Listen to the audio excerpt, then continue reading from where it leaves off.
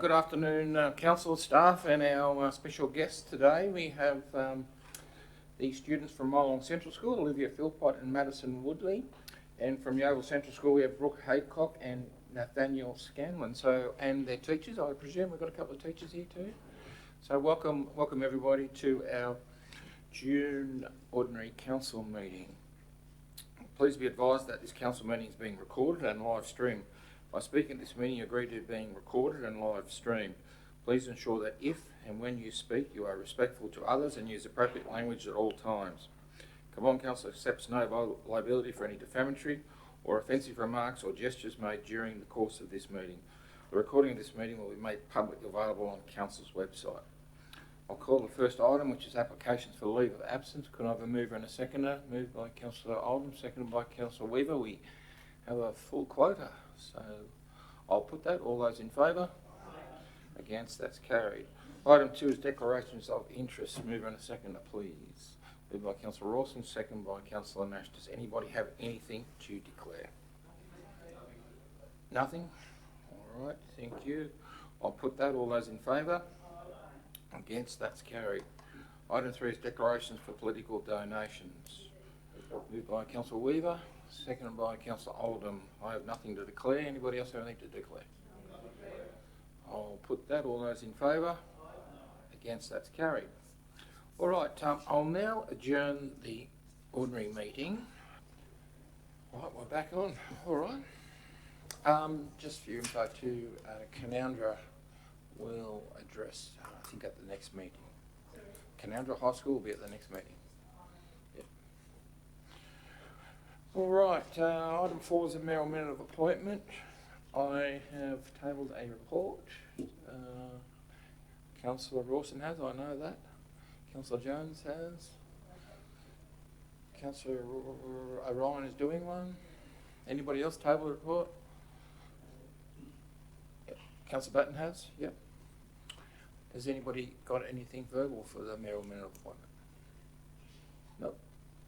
All right, well, I'll put that. All those in favour?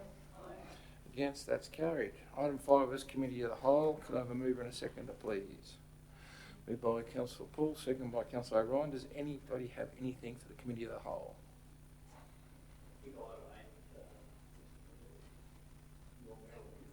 Item 8. Councillor Batten.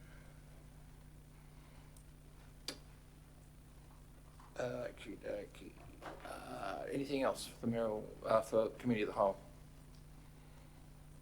No? All right, I'll put that. All those in favour? Against? That's carried.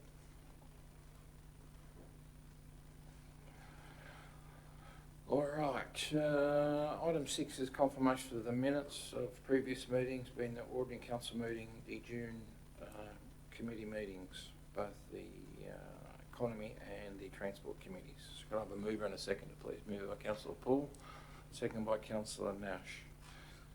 Anybody have any discussion on the minutes at all? Oh, all right, I'll put that. All those in favour? Against? That's carried. Item 7 is the mayoral minute Country Mayors Association submission to inquiry into community safety in regional and rural communities. Mover and a seconder. Oh no, I'm moving that. Sorry, I'm just in habit. So I'm moving that. Does anybody have any discussion on that at all? There's just a strand that I'm not familiar with. The wraparound and diversionary services. I don't understand. What's the wraparound? Yeah, well, you got me. Good question, really. Do you know, Brad? Do you remember anything of that?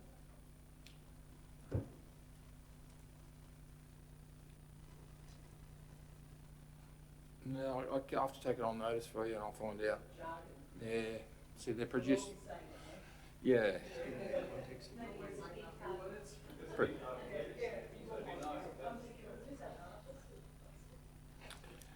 I'll take that on notice, Councillor Ryan, and I'll find out exactly the terminology for you. As I said, the Country Mayors Association produces that. So I'll find out for you. Any other discussion at all? No? All right, I'll put that. All those in favour? Aye. Against, that's carried. Item 9 is the Local Government New South Wales State Conference response to motion submitted by Cabonne Council. Could I have a mover and a second? Please, Councillor Paul, thank you. Deputy Mayor Jones, thank you. Any discussion on that at all? Any comment? No? Nope. All good? Thank you, Mr. Mayor. Just very briefly, just to sort of a bit relevant, but not directly relevant, just to note that last week before in the state budget, the state has had a windfall in terms of resources funding, and it's disappointing that that funding is not going directly back to those communities who are impacted by them. Yeah, comment? Councillor Paul is in the ready? No, only a brief comment that I thought our motions were better than the answers we got. That's probably generally the case, actually. At least we got an answer. All right, if there's nothing further, I'll put that. All those in favour? Aye. Against, that's carried. Item 10 is the New South Wales Reconstruction Authority Community Engagement Resilient Home Package. Could I have a mover and a seconder, please? Moved by Councillor Paul, second by Councillor Jones. Any discussion on that? Councillor Wilson. Thank you, Mr. Mayor. I noticed the Community Leaders Forum, look, I understand it's a governance leadership forum, but it'd be great if there was an actual scientist, a hydrologist, or someone like that, flood hydrologist on board to at least attend those meetings to answer questions about the realities of flood, the way in which floods work, flood management occurs, rather than it just be a bunch of mayors getting together and saying this is what we want. It would be useful if there was, some scientific expertise sitting there in the background, ready to answer questions. There is. There is? Yeah. Yeah. So all those reports are done by REL, and so they've got hydrologists and done. So all these reports are presented to the leadership forum. So it's not just the 4 mayors there in this leadership forum. So there's other experts there. They bring along other specialists. They bring along people that have been through it in Queensland. We've had a gentleman present who's done a lot of these resilient home packages in Queensland. So it's not just 4 mayors sitting there making these decisions, I can guarantee you. It's quite simple council structure. yeah. So there's plenty of advice into that leadership forum. Okay, and this, what we're looking These at... are hydrology studies that have all been done, Yeah, in all of the locations.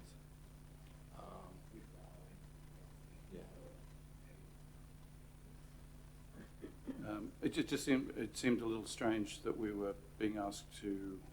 I mean, I agree with what we're being asked to do here, but it just seemed a little odd that we're being specifically asked, the motion be formally resolved by council, that scientific information is injected into that forum. It just seems strange that should be automatic. Yeah, through you, Mr. Mayor. It was basically to reinforce there has been some, I suppose, differing views through the state government as to the information to be supplied in these one-on-one meetings with the community, and there's been trepidation about, I suppose, the level of understanding of flood mapping, etc., and that things could be misinterpreted. So this was to show a complete link through right to the community of Eugowra, being the most affected, had a view that they feel that their community is quite au fait with flood mapping, given their background, and that was the view of others, and so therefore that to do so without flood mapping and the principles and the guidelines would be somewhat problematic. So it's just to ensure that the decision makers, the ultimate decision makers high up in the state government, understand that the community representatives, both at mayoral level and community level, are comfortable with just with this part of the process, that it would be informed by science and maps and some guiding principles, etc. Because apparently that process was a little bit fraught in the Northern Rivers at times, and we're talking a lot bigger numbers of community where that information had to be trying to be explained. So I think that's the purpose of the resolution, is to demonstrate to the state government and RA that this council supports the community, that those decisions, those conversations are best made with those items as stated in the resolution. Some may say that's self-evident, but It should be, but yeah. apparently it wouldn't, may not have occurred if, yeah. Thank you. Councillor Jones. Thank you, Mr Mayor. Yeah, I just rise to speak on this motion and support it. At the most recent Eugowra Recovery Advisory Committee meeting, there was a presentation or an update by New South Wales Reconstruction Authority and some questions asked regarding the housing package that is on offer, and from that the community, which is, as the General Manager has explained, a conduit through to council, and then council through yourself up to the Community Leaders Forum, had asked for this motion to be put forward, or had moved that a motion be put forward for a number of reasons. One, we are well and truly coming up to 2 years following the flood, and whilst the funding's great, the detail that sits behind the funding to enable the community to move forward, to look at buybacks, to look at what they can do to rebuild in terms of retrofitting, etc., is starting to drag out.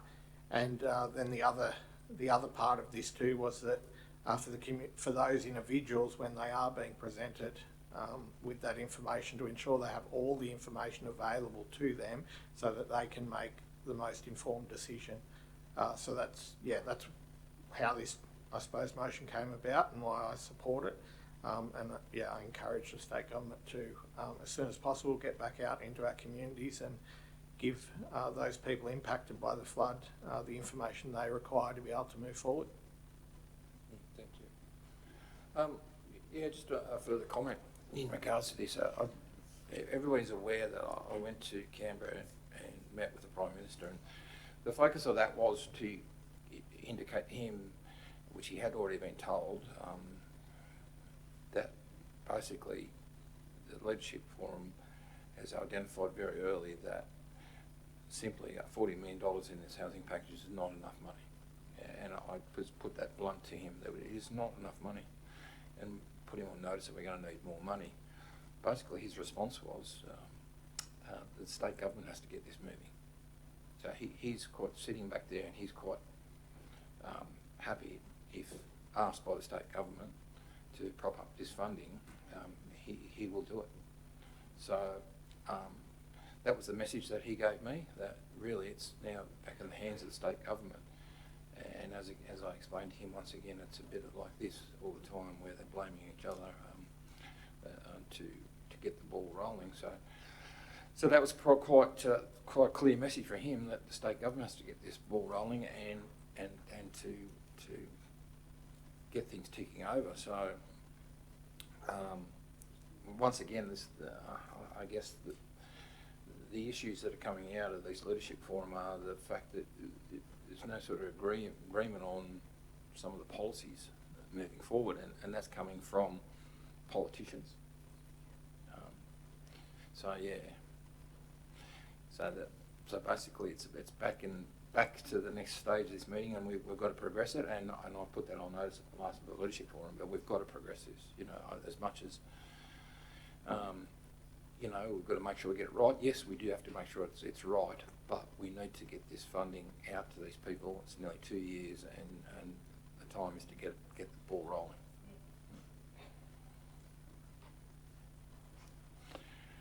Councillor Rawson. Can I ask where we're up to with the flood study for the equivalent to the one that's just been done for Molong, where are we up to with the one for Yagara?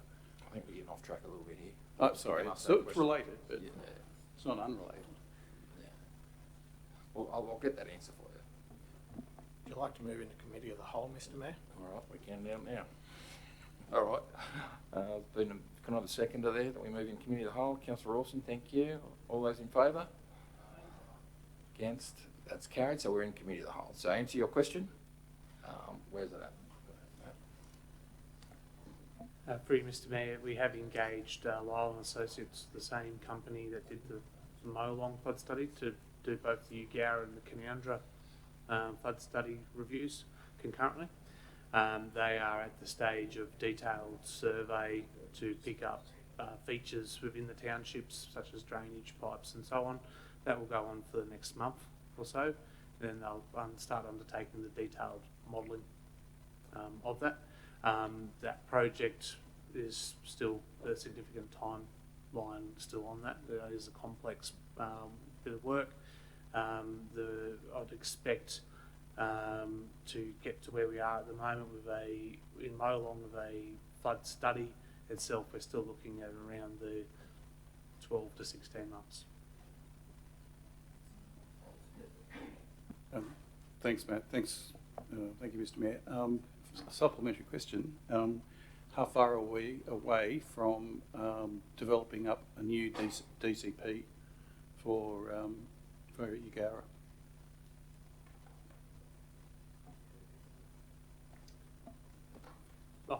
I'll take it. Through you, Mr Mayor, the DCP will come after the flood study has been confirmed. Mm-hmm. There is a fair bit of detail that's required to formulate that DCP that relies on that flood study and the modelling that is behind it. So once the flood study is done, then the conversations come around with the DCP if there needs to be changes or not, and they'll come through to council shortly after. For example, with Molong, we have had those discussions, and the consultant's starting to build the suggested wording around the DCP changes for Molong. Through you, Mr Chair, perhaps if I could add to that. In response, Councillor, for the change with the Department of Planning is that you now are required to have a comprehensive DCP, Development Control Plan, which is one document, not a series of independent documents. So the job facing council in coming years is actually a comprehensive development control plan that covers all aspects that support our LEP. So it won't be a DCP in isolation. It will be a chapter of a comprehensive DCP that applies Shire-wide. So it's a much bigger project from the planning side to have to deliver. It won't just be an amendment or a new DCP for flooding. That is only one chapter of a much larger document. Our current development control plans are quite dated, largely relating to rural subdivision for types of development that are no longer permissible across the state. So it's quite a major job, which will require funding and support of council to be able to put that together. Certainly this is one element, but I just want to bring to your attention that DCP by itself, that is one chapter of a much larger document. Councillor Nash. Yeah, we seem to be getting off track a bit. I just strongly support this recommendation, and I'm sure there's lots of experts that have gone into making all this mapping and the program, and yeah, just strongly support it. I think we should probably get back on track a bit. Any further comments? All right, well, I'll put that. All those in favour? Aye. Against? That's carried. Thank you, everybody. Item 11 is making of rates and charges for 24. Oh, yeah. Thank you. Could somebody move that we move back out of committee of the whole back to the ordinary meeting? Councillor Jones, thank you. Second by Councillor Paul. All those in favour? Against? That's carried. Right, item 11, back to that. Making of rates and charges for 2024-25 and rate of interest on overdue rates and charges for 24-25. Can I have a move and a second, please? Moved by Councillor Paul, second by Councillor Nash. Any discussion on that at all? Nope. All right, I'll put that. All those in favour? Aye. Against? That's carried. Item 12 is Crown Lands Plans of Management.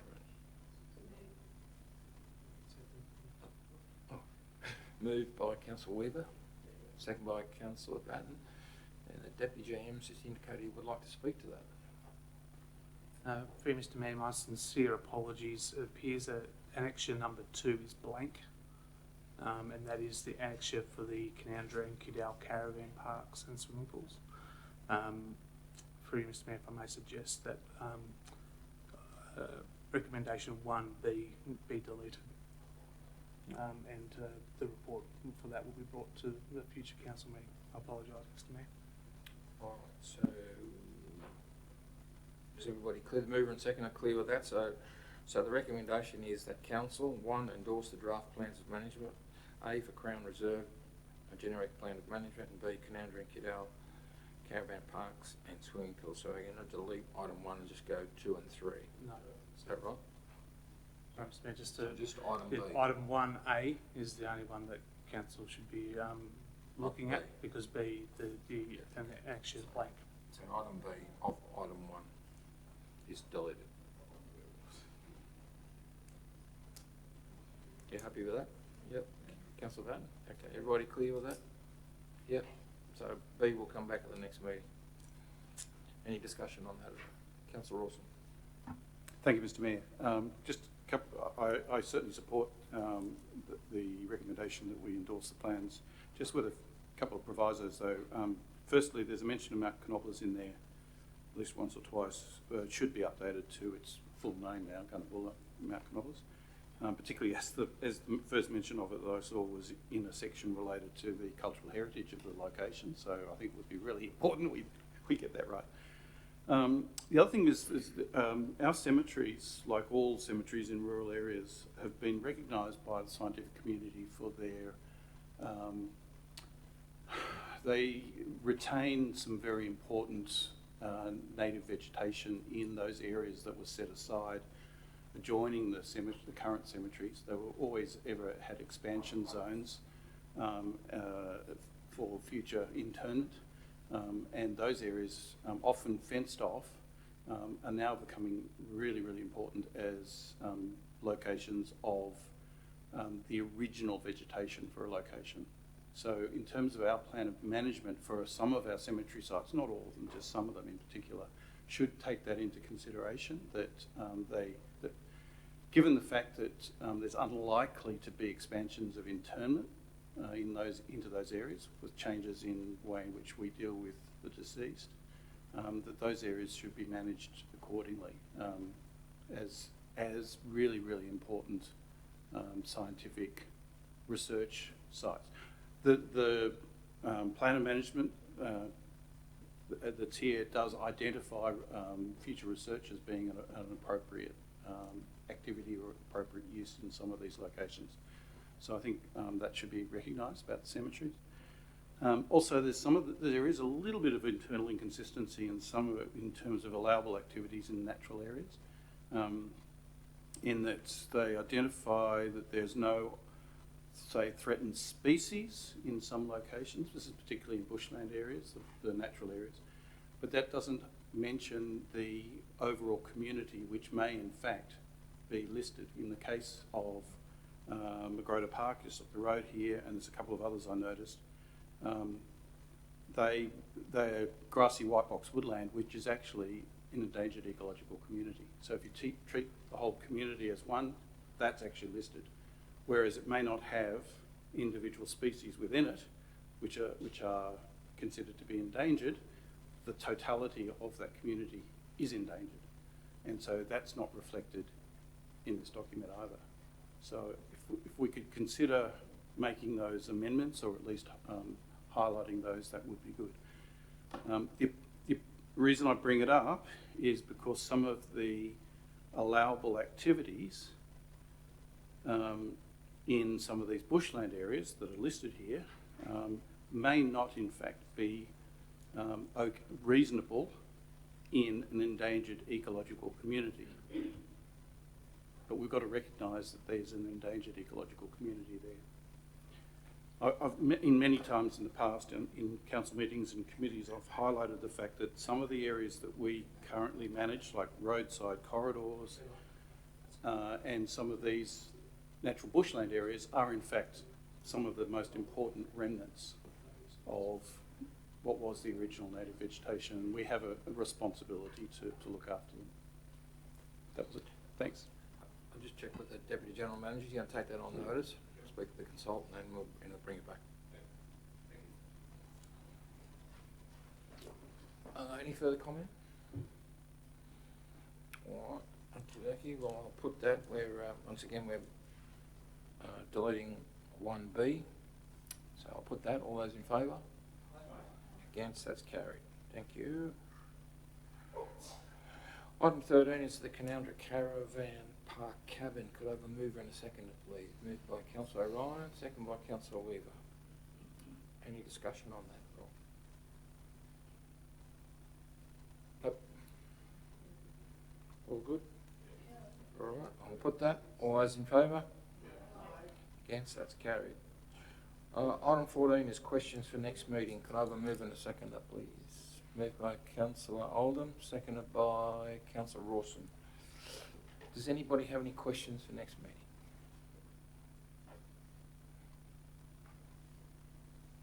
No? All right, I'll put that. All those in favour? Against? Carried. Thank you, everybody. Item 15 is business paper items for noting. Mover and a seconder, please. Moved by Councillor Poole, seconded Councillor Jones. Does anybody wish to call out any of the noting items for discussion? No? All right, I'll put that. All those in favour? Against? That's carried. Item 16 is matters of urgency. Mover and seconder. Moved by Councillor Jones, seconded by Councillor Weaver. Does anybody have anything urgent? Matters of urgency? No? Nothing? I'll put that. All those in favour? Against? Carried. Thank you, everybody. Item 17 is Committee of the Whole section of the meeting. Could I have a mover and a seconder, please? Moved by Councillor Oldham, seconded by Councillor Nash. All those in favour of moving Committee of the Whole?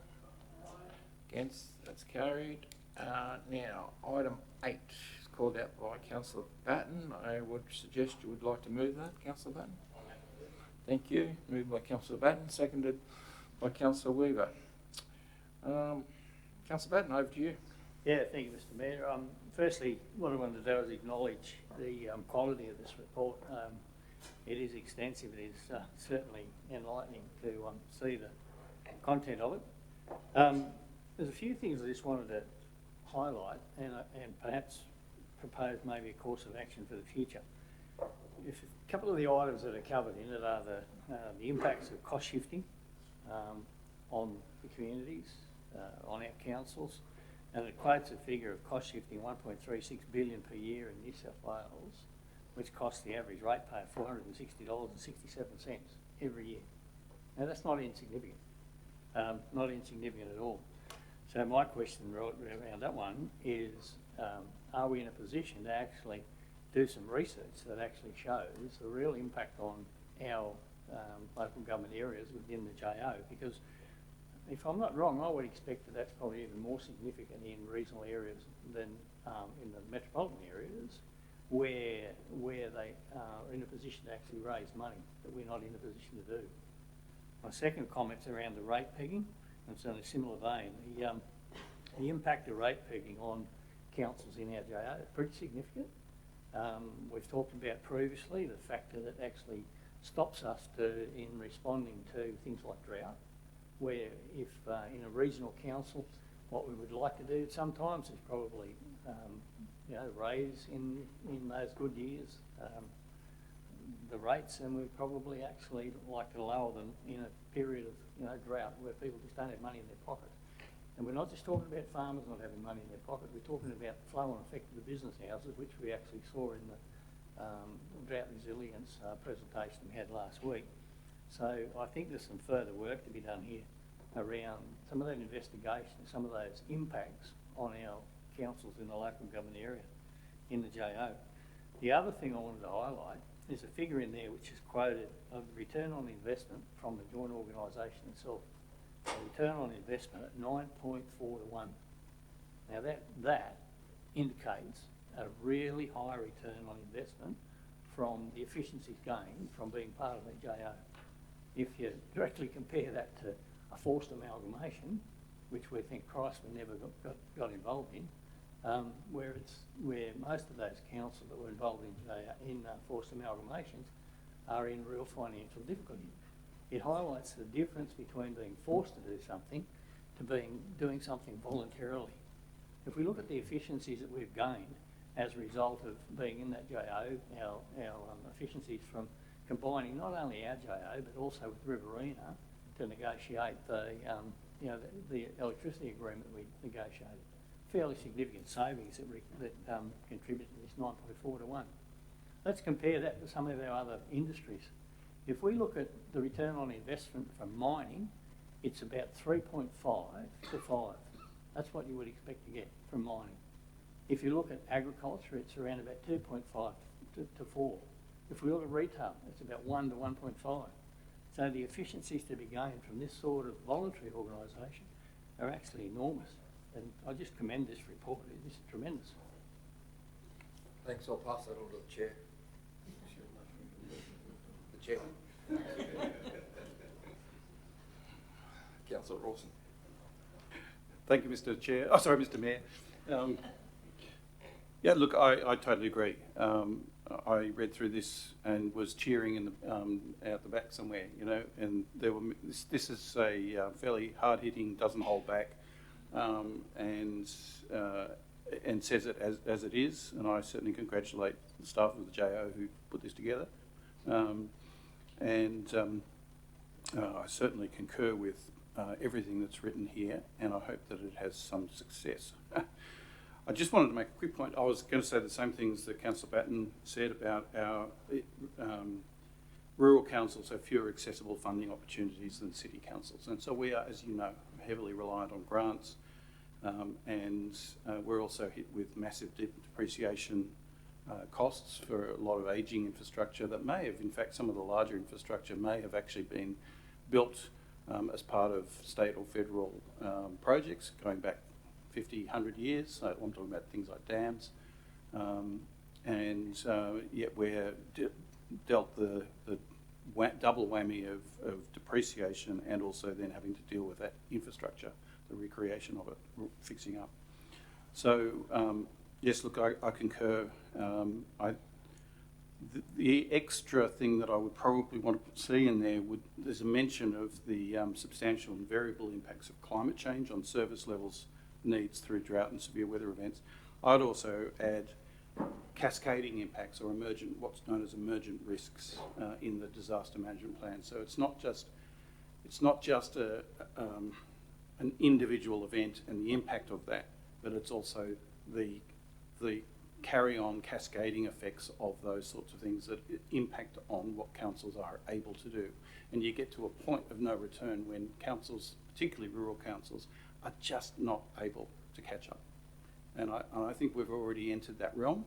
And if that point is not made really very, very loudly into a submission like this, into this sort of standing committee inquiry, then there's something wrong. We need to push that point as much as possible. But anyway, again, I commend the report.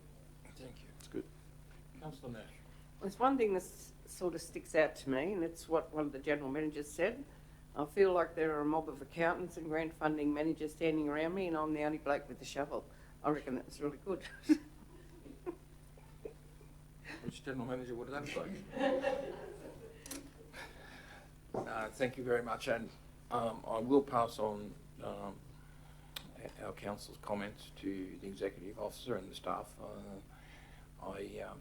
Brad will allude to this. I quite often, as the chair, thank the staff for the work they do, because you can really see the results that they do. They're a very hard-working team, and they're a very good team. So we are quite fortunate, and the results are in front of you. So thank you, everybody, for your comments. Any further comments? All right, I'll put that. All those in favour? Against? That's carried. All right, draw your attention to the late report on your desk. It is item 18 of our ordinary meeting. Yes, I will. Well, I think I might stay there for this. Maybe? Is everybody happy we stay in committee of the whole? Because there might be some comments, I'm not sure, I'm suspecting. So item 18, local students to address council meeting. Could I have a mover and a seconder, please? Moved by Councillor Weaver, second by Councillor Rawson. Any discussion on the address from the students? Councillor They're Weaver. very thorough. Oh, Councillor O'Ryan, sorry. Yes, the students are very thorough. They obviously look very, very closely at their towns, and probably, they have that lovely attitude that it can happen because, you know, they think it's a really good idea. But I like the way they thought of beyond their own needs and their needs of the students toward the needs of the whole villages. I thought it was really very lovely, and I think it said a lot about the character of those children, those kids. Thank you. Councillor Weaver. Yes, Mr Mayor, I concur with what Councillor Orion said, but I just think it's commendable that young people can get up and stand there and talk about things that they need in their community as a whole. You know, they show a maturity that is beyond their years, actually, and I just think we're in good hands when you see youth come forward to present something to a council, then our future's looking quite bright with people we've got there. Thank you. Councillor Mack. Well, I'll tell you what I think is different too, is over the years I've never seen the young ones appreciating the council like they did today. You know, that both of the schools appreciated what the council's wanting to do, and I think that shows great leadership. Thank you. Councillor Rawson. Thank you, Mr Mayor. I concur with other councillors and congratulate the school leaders coming to talk to us. And I think the reason why they're, to concur with what Councillor Nash was saying, the reason why they are thanking council is that there have been some good things happening in their communities that they can recognise. So the things like, you know, upgrades to restrooms, upgrades to footpaths, those sort of things have been happening in recent years, and they can actually see that. So they can actually see council at work, which is fantastic. That's the first thing. Secondly, there are also a number of things, as you highlighted back to them, Mr Mayor, that there are a number of things that were mentioned are already on our radar. Some of which are already underway, or we've been thinking about, or we're designing but trying to find funding for. It'd be lovely if a letter could go back to the students from yourself or from the General Manager to them saying thank you so much for, you know, your list of ideas. These are the things that we are currently working on, which concur with what you asked for. And these are the things that we'll look to into the future and as funding allows. That'd be really good to get, for them to get that feedback from us, or more formally. Yep, done. Anyone else? Nope. Just to conclude there, I agree 100% with everybody said, and just highlight the fact of what you just said then, is that they thanked council for the projects and the things that have been delivered in the past, and I think it's clear, you know, that all the students speak to each other, and they come to this on a yearly basis, and I guess it shows that we did listen to previous addresses and that we have answered some of those issues that they raised, and I'll just highlight again that the things that they have raised for the future is on our radar. We are getting that done, as you said, and so that means that, you know, we are really listening to the community and everybody's needs. So. All right, nothing further. I will put that. All those in favour? Against? That's carried. All right, well now, I'm just going to move in a second, move out of committee of the whole in the ordinary meeting. So moved by Councillor Jones, second by Councillor Rawson. All those in favour? Against? That's carried. All right, now that concludes our ordinary meeting, and we will now move into the closed